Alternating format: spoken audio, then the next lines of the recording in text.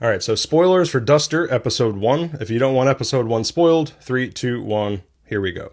So overall, I like it so far. I don't love it so far, but I do like it so far. And so far is key there, right? It's only the first episode. One thing I do find interesting is there's more FBI than crime in this episode, which I didn't necessarily expect. Like, it actually reminds me a bit of Justified, which I just finished. Subscribe, like for reviews of that if you like Justified. The show is from the POV of our FBI agent protagonist, Nina Hayes. And this isn't to say we don't get a good balance of the crime side of things, i.e. the Duster itself, but it's an interesting balance of 70s FBI with 70s crime.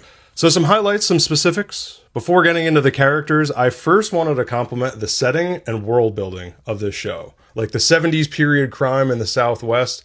The show looks great, really well shot. I'm also a sucker for period pieces in general, but all that is solid. And to make another Justified analogy, or even Yellowstone for that matter, it's super fun to see crime stories outside your standard New York, Chicago mafia settings. I'm obsessed with those things too, but it's also fascinating to me personally, coming from the East Coast, to learn more about cowboy crime, for lack of a better term, or cowboy justice in the case of Justified. And in terms of setting, I get a similar satisfaction from Duster, since it takes place in Phoenix. So some main storylines, characters. Again, we have FBI agent Nina Hayes, played by Rachel Hilson. Then we have Jim, played by Josh Holloway, aka the legendary driver of our titular Duster car.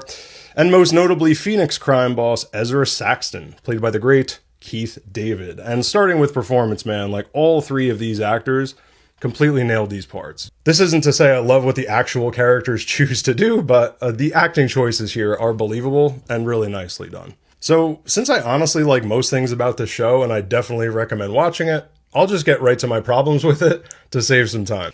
I do not buy how quickly Jim takes the informant deal and signs the contract. Like, yes, the show needs to happen, but if the character of Jim is supposed to be this rock of a criminal, the best of the best drivers of the Southwest, like, the only thing this rookie Fed had to say to him was, think about your daughter, take the deal. Like, no one else had used that as an incentive to flip. I just don't buy that.